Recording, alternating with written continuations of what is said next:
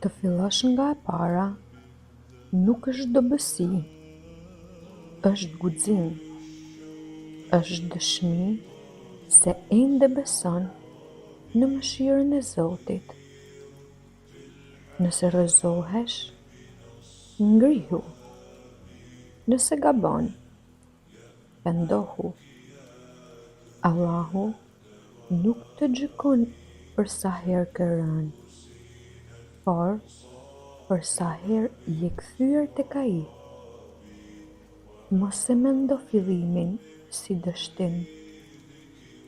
Mendoje si dëshmi që zemra jote ende ka dritë